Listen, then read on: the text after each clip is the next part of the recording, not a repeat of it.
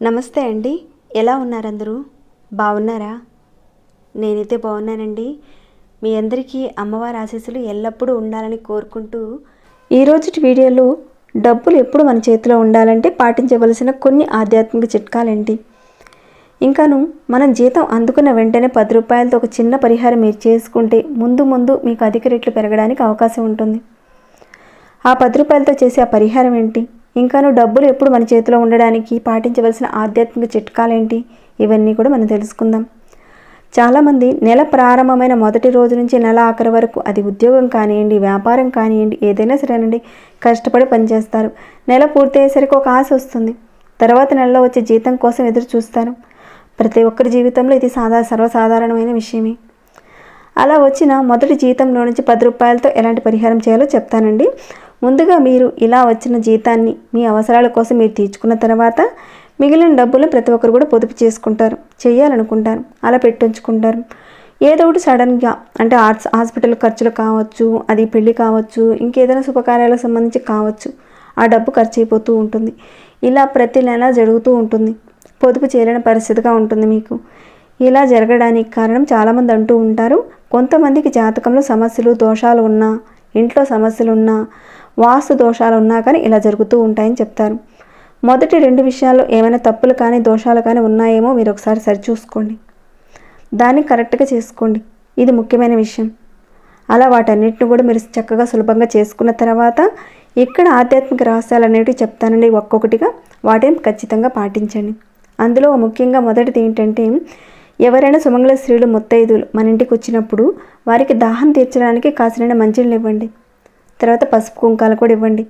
ఇలా చేయడం వల్ల జన్మల నుంచి వెంటాడుతున్న దరిద్ర బాధల నుంచి మీరు మెల్లమెల్లగా బయటపడతారు. అలానే మరొక విషయం, ఇంట్లో పావురాలను పెంచుకోకూడదని చాలామంది చెప్తారు, మంచిది కాదని అంటారు. కానీ అందులోనూ తెల్లటి పావురాలను పెంచుకుంటే ఇంట్లో మంచిదని చెప్తారు.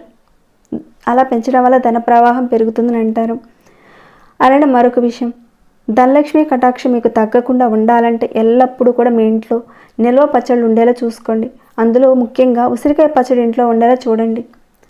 ఈ ఉసిరికాయతోనే దీపారాధన, హారతి, ఇంకాను ఈ ఉసిరికాయతో చేసే పరిహారాల గురించి కూడా ముందు వీడియోలో మనం చాలా వరకు చెప్పుకునే ఉన్నాం.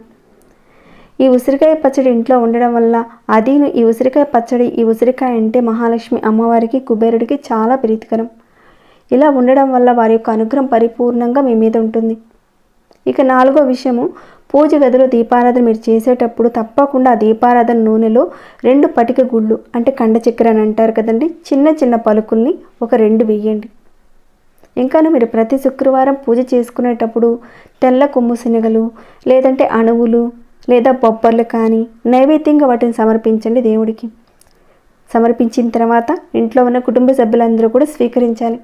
అంటే ముందుగా వాటిని చక్కగా నానబెట్టి ఉంచుకోండి. ఏవైనా సరే, అంటే అణువులు కానీ, బొబ్బర్లు కానీ, లేదంటే తెల్ల కొమ్ము శనగలు కానీ ఏదో ఒకటి తీసుకొని చక్కగా నానబెట్టండి. అంతేకాని మీరు తాలింపు వేసి అలాంటివి మాత్రం పెట్టకండి. కేవలం ఉడకపెట్టి మాత్రమే నైవేద్యం పెట్టండి. అలా పెట్టిన తర్వాత కుటుంబ సభ్యులందరూ కూడా తీసుకోవాలి. ఇలా మీరు ప్రతి శుక్రవారం చేసుకోవడం వల్ల ఇంట్లో ఆర్థిక అభివృద్ధి పెరుగుతుంది. అలానే మరొక విషయం చూద్దాము. అమావాస్య రోజున మీరు కానీ, మీ కుటుంబ సభ్యులు కానీ ఎవరైనా సరేనండి, తలకు నూనె పెట్టుకొని మాత్రం స్నానం చేయకండి. ఇక 7వ విషయం, సాయం సంధ్యా సమయంలో దీపాలు వెలిగించిన తర్వాత మీరు మంచినీళ్ళు కానీ, పాలు కానీ, పెరుగు, ఉప్పు, సూది, దారం ఈ వస్తువులు మాత్రం మీ ఇంటి నుంచి బయటికి ఎట్టి పరిస్థితుల్లోనే ఇవ్వకండి. అంటే పొరుగింటి వారు కావచ్చు, ఎదురింటి వారు కావచ్చు, ఎవరైనా సరే తెలిసిన వారు అడిగితే కనుక ఇవ్వకండి ఈ వస్తువుల్ని. ఇప్పుడు చెప్పే వాటిని మీరు కాస్త గుర్తుపెట్టుకుని పాటించుకున్నట్లయితే మంచి ఫలితాలు ఉంటాయండి. అలానే పెసర్లో కాస్త బెల్లం కలిపి, అంటే ముందుగా మీరు పెసర్ని కాస్త నానబెట్టి దాంట్లో బెల్లం కలిపి పశుపక్షాలకు అంటే క్రిమి కీటకాలకు, చీమలు అలాంటివి ఉంటాయి కదండి, వాటికి ఆహారంగా పెట్టండి. దీనివల్ల మీకు లక్ష్మీ కటాక్షం అనేది ఎక్కువగా కలుగుతుంది. ఇక 9వ విషయానికి వస్తే, ఈ విషయంలో భాగంగా నార్త్ ఈస్ట్ కార్నర్ ఉంటుంది కదండి, అక్కడ జమ్మి చెట్టు కానీ, ఉసిరి చెట్టు కానీ, బిలవ చెట్టును కానీ మీరు పెంచుకోవడం వల్ల లక్ష్మీ అమ్మవారి అనుగ్రహంతో అదృష్టం అనేది మీకు నిండుతుంది. 10వ విషయానికి వస్తే ఇక్కడ లక్ష్మీదేవి అమ్మవారి యొక్క పటంలో ఆమె డార్క్ పింక్ కలర్ చీర కట్టుకుని ఉన్న ఆమె యొక్క ఫోటోని మీరు పెట్టుకుని పూజ చేసుకుంటే ఇంట్లో ధన ప్రవాహం పెరుగుతుంది. ఇప్పుడు చెప్పిన ఈ 10 విషయాలు మీరు పాటిస్తూనే మీరు జీతం అందుకున్న వెంటనే దానిలో నుంచి ఒక 10 రూపాయలతో మీరు ఈ పరిహారం చేసుకుంటే మీ జీతం రెట్టింపు అవుతుంది. అదేంటి ఇప్పుడు చూద్దామండి. వీడియో కాస్త లెంతీగా ఉంటుంది, కాస్త ఓపికగా ఎండ్ వరకు చూడండి. ప్రతి ఒక్క విషయం ఇంపార్టెంట్ అయిందండి కాబట్టి ఎండ్ వరకు చూడండి, అన్ని విషయాలు తెలుస్తాయి. అలానే ఈ వీడియోకి ఒక లైక్ చేయడం మాత్రం మర్చిపోకండి. సబ్స్క్రైబ్ కాకుండా ఎవరైనా చూస్తుంటే మన ఛానల్కి సబ్స్క్రైబ్ చేసుకొని బెల్ బటన్ ప్రెస్ చేసి ఆల్ అనే నోటిఫికేషన్ ఆల్లో పెట్టుకోండి. ఓకేనండి, ఇక మన విషయం మాటకి వెళ్తాము. ఇక్కడ కేవలం 10 రూపాయలు మాత్రమే పెట్టాల్సి ఉంటుంది ఈ పరిహారం విషయంలో. ప్రతి ఒక్కరు ఇంట్లో జీతం రావడానికి ముందుగా ఖర్చులు అనేటివి రెడీగా ఉంటాయి. అలా జీతం రాగానే ఖర్చులకు పోను, చేతిలో చిల్లిగవ్వ అనేది లేకుండా అలా జీతం వస్తుంటుంది, అలా వెళ్ళిపోతూ ఉంటుంది. ఇదంతా మనం పక్కన పెడితే జీతం రాగానే బాగానే ఉంటుంది, బ్యాంక్ అకౌంట్లో కూడా మనకు పడుతుంది. అలా పడిన వెంటనే దాంట్లో నుంచి కొంత అమౌంట్ మీరు తీసుకొని ఆపై మినహాయించదగింది ఆ ఉన్న దాంతో పొదుపు అనేది అమౌంట్ అనేది కొద్దిగా మీరు తీసుకొని అప్పుడు మిగిలిన వాటిని మీరు ఖర్చు పెట్టాలి. అంతేకాని మనం ఖర్చు చేసుకున్న తర్వాత మిగిలిన దాన్ని పొదుపు చేద్దామంటే కనుక అది కుదరని పని అండి. అలా చేయడం వల్ల మీకు వచ్చే జీతం అంతా కూడా ఖర్చు అయిపోకుండా ఉంటుంది, సంపాదన కూడా మీకు రెట్టింపు అయ్యే అవకాశం ఉంటుంది. అప్పుడు ఎంత డబ్బులు మనకున్నాయో దానికి తగ్గట్టుగా మనం ఖర్చులు పెడతాం. సరే, ఎంత చేసినా మాకు డబ్బులు ఉండడం లేదనే వారు కూడా ఉంటారు. కాబట్టి ఇక్కడ చెప్పుకొని చిన్న పరిహారాలను పాటించండి మీరు. అంటే మీ నెల జీతం సంపాదన నుంచి ఒక్క 10 రూపాయలు తీసుకోండి, ఒకే ఒక్క 10 రూపాయలు తీసుకోండి. మహాలక్ష్మి అమ్మవారికి సమానంగా చెప్పబడిన గోమాత ఆవు నుంచి వచ్చే ఏ పదార్థాలైనా సరే కొంత మొత్తాన్ని మీరు కొనండి.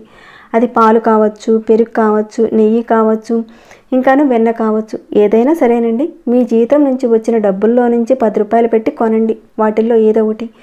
ఒకవేళ మీకు దగ్గరలో ఆవులు ఉన్నాయనుకోండి, అక్కడ మరీ మంచిదండి, అక్కడికి వెళ్ళి 10 రూపాయలు పెట్టి పాలు కొనుక్కోండి. మీకు ఇంకా స్తోమత ఉంటే జీతం వచ్చిన డబ్బుల్లో నుంచి మొదటి ఖర్చుగా 100 గ్రాముల ఆవు నెయ్యిని మీరు కొనుక్కొని గుడికి వెళ్ళి దీపాన్ని వెలిగించండి. అది ఏ గుడైనా పర్వాలేదండి, అక్కడికి వెళ్ళి దీపారాధన చేసుకోండి. కొంతమంది భగవంతుడి మీద నమ్మకం అనేది ఉండదు, ఏం చేశాడని ఇలా వితండవాదం చేస్తూ ఉంటారు. అయినా పర్వాలేదండి, మీలాంటి వారు మీరేం చేస్తారంటే కాస్త నెయ్యిని కొనండి. మీ జీతంలో నుంచి కాస్త డబ్బు తీసుకుని నెయ్యిని కొనండి. అనాథాశ్రమం ఉంటుంది కదండి, పిల్లల అనాథాశ్రమం ఉంటుంది కదా, అక్కడికి వెళ్ళి వారికి ఇవ్వండి. మరింత విశేషమైన ఫలితాలు ఉంటాయి. అలానే ఇంకొకటి కూడా చెప్తానండి. ఆవు జ్ఞాన విభూతి ఒక 10 రూపాయలతో, అంటే ఆవు పేడని కాల్చి పంచగవ్య దీపాలు మనం ఎలా చేస్తామో తెలుసు కదండి. అలా ఆవు నుంచి వచ్చిన పాలు, పెరుగు వీటన్నిటితోటి అలా వచ్చిన 5 వస్తువులతో విభూతిని కాల్చి తయారు చేస్తారు. చాలా విశేషమైన విభూతి అండి. మనం దానిని కొని అభిషేకాల్లో ఇస్తే కనుక ఇక చెప్పలేమండి, అంత విశేషమైన ఫలితం వస్తుంది. ఐశ్వర్యాన్ని ఆ పరమేశ్వరుడు మనకు కలిగజేస్తాడు. ఇప్పుడు మనకు దొరికేవన్నీ కూడా చాలా వరకు కల్తీ ఉన్న విభూతులే దొరుకుతున్నాయి. కానీ కాస్త మీరు ప్రయత్నించి చూడండి, మంచి విభూతి దొరికినట్లయితే ఖచ్చితంగా ఇవ్వండి. అది కూడా ప్రదోష సమయంలో విభూతిని ఆ పరమేశ్వరుడు యొక్క గుడిలో అభిషేకానికి ఇస్తే చాలా విశేషం అండి.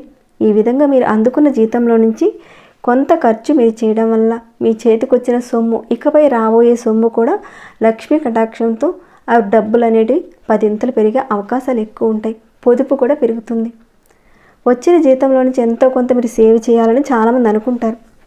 ఇక తర్వాత హాస్పిటల్స్ ఖర్చు కావచ్చు, పిల్లల చదువు కావచ్చు, ఎవరైనా గెస్ట్స్ వచ్చారు, శుభకార్యాలు కావచ్చు, అలాంటిది ఏదైనా రావచ్చు మీకు. ఇలాంటి చిన్న చిన్న విషయాలు మీరు పాటించడం వల్ల ఆ ఖర్చులు అనేటివి తగ్గుముఖం పడతాయి మీకు. అలానే మన సంపాదన కూడా పెరుగుతుంది. విశ్వాసంతో పూర్తి నమ్మకంతో చేయండి. కొంతమంది కంగారు పడిపోయి డబ్బు రాగానే తీసుకువెళ్ళి మొదటగా అప్పును తీర్చేస్తుంటారు, ఆన్లైన్లో ట్రాన్సాక్షన్స్ అలాంటివి చేసేస్తుంటారు. కానీ మీరు ఎట్టి పరిస్థితుల్లోనూ తొందరపడి అలా చేయకండి. అలాంటి అలవాటు ఉంటే మానేసుకోండి. తీసుకున్న అప్పుని ఎట్టి పరిస్థితుల్లోనూ మనం తీర్చేయాలి, తప్పదు, చాలా మంచి విషయమే. కానీ మీకు వచ్చిన జీతంలో నుంచి మొదటి ఖర్చులకు మాత్రం అప్పు తీర్చడానికి మాత్రం మీరు ఉపయోగించకండి. డబ్బు రెట్టింపు కావడానికి, ఖర్చు తగ్గడానికి ఆధ్యాత్మిక విషయాలతో పాటు ఈ 10 రూపాయలతో చేసుకొని చక్కనైన ఒక మంచి పరిహారాన్ని చేసుకోండి. చాలా మంచి ఫలితాలు కలుగుతాయి. మరి ఈ వీడియో మీకు ఎలా అనిపించింది అన్న మాట చెప్పండి. అలానే ఈ వీడియో మీకు నచ్చితే 10 మందికి ఉపయోగపడుతుందని మీకు మనసుకు అనిపిస్తే షేర్ చేయండి. ఇంకా లైక్ చేయకుండా ఉంటే ఒక చిన్న లైక్ చేయండి. డౌట్స్ ఏమైనా వస్తే కనుక అడగండి, తప్పకుండా రిప్లై ఇస్తాను. సబ్స్క్రైబ్ కాకుండా ఉంటే సబ్స్క్రైబ్ చేసుకొని ప్రతిరోజు మన ఛానల్లో ఉన్న వీడియోస్ని చూస్తూ ఉండండి. మరొక భక్తి వీడియోలో మళ్ళీ మిమ్మల్ని కలుసుకుంటాను. అంతవరకు సెలవు.